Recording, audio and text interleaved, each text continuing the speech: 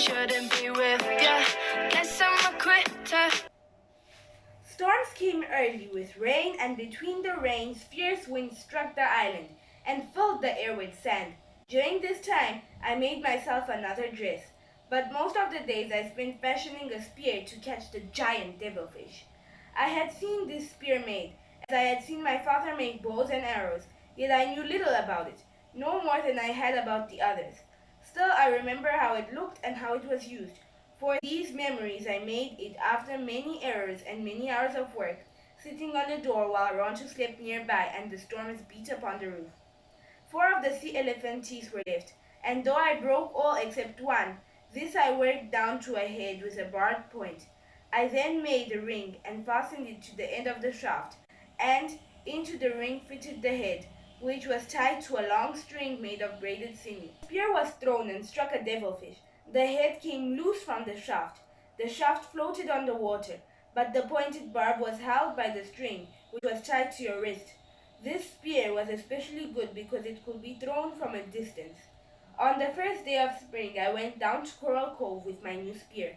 I knew it was spring because that morning at dawn the sky was filled with hawks of darting birds. They were small and black and came only at this time of year. They came out of the south and stayed for 2 suns, hunting food in the ravines, and then flew off in one great flight towards the north. Ronto did not go with me to the beach because I had let him out of the fence, and he had not returned. The wild dogs had been to the house many times that winter, and he had paid no heed to them. But the night before, after they had come and gone, he had stood at the fence. He stood and whined and walked up and down. It worried me to see him act so strangely, and when he refused to eat, I pushed the canoe into the water and drifted towards the reef where the devilfish lived. The water was so clear that it was like the air around me. Far down, the sea ferns moved as though a breeze were blowing there, and among them swam the devilfish trailing their long arms. It was good to be on the sea after the winter storms, with the new spear in my hand. But all the morning as I hunted the giant devilfish, I kept thinking of Ronto. I should have been happy, yet thinking of him I was not. Would he come back, I wondered, or had he gone to live with the wild dogs? Would he again be my enemy?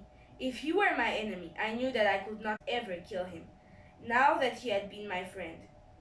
When the sun was high, I had the canoe in the cave we had found.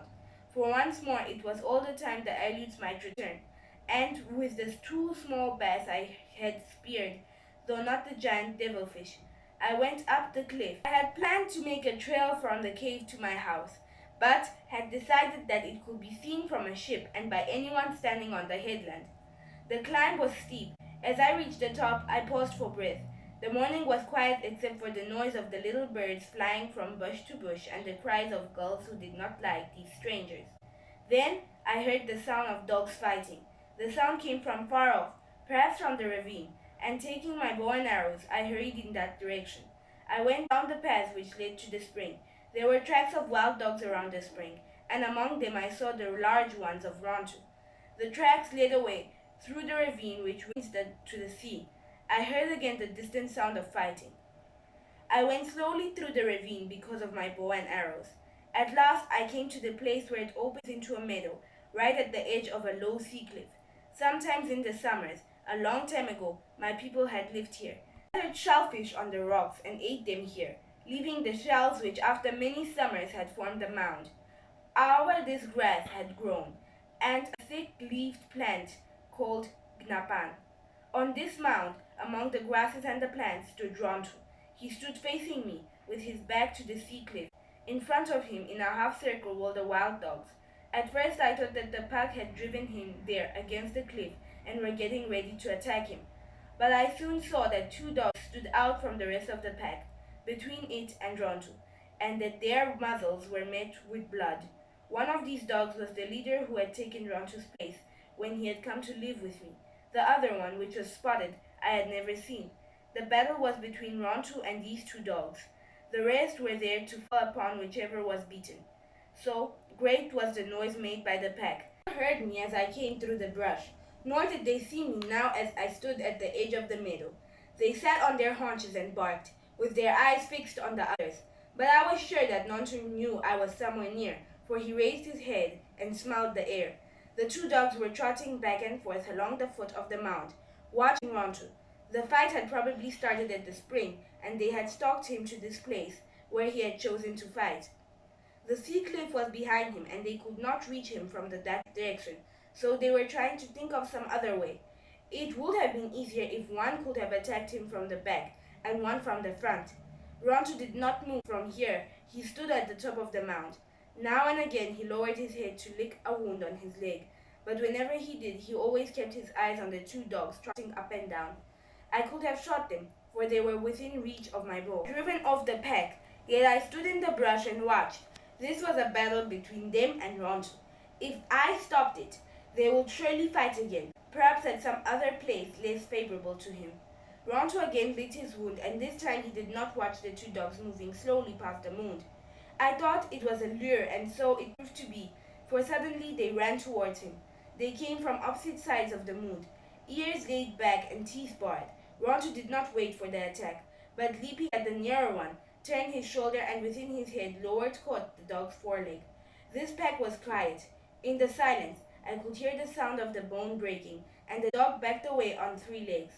The spotted dog had reached the top of the mound, reeling away from the one who he had crippled. Ronto faced him, but not in time to fend off the first heavy rush. Teeth slashed at his throat and, as he turned his body, struck him instead on the flat. He went down. At that moment, while he lay there on the grass with the dog circling warily and the pack moving slowly towards him, without knowing what I did so, I fitted an arrow to the bow. A good distance separated Ronto from his attacker, and I could end the battle before he was wounded further, or the pack fell upon him. Yet, as before, I did not send the arrow. The spotted dog paused and turned in his tracks, and again leaped, this time from behind. Ronto was still laying in the grass with his paws under him, and I thought he did not see the other was upon him. But crouching there, he suddenly raised himself, at the same time fastening his teeth in the dog's throat. Together they rolled off the mound, yet Ronto did not let go. The pack sat restless in the grass. In a short time Ronto rose to his feet and left the spotted dog where it lay. He walked to the top of the mound and lifted his head and gave a long howl. I heard this sound before. It was the sound of many things that I did not understand. He trotted past me and up the ravine. When I got to the house, he was there waiting, as if he had not been away or nothing had happened. In all the line he lived, Ronto never left again, and the wild dogs, which for some reason divided into two packs after that, never returned to the headland.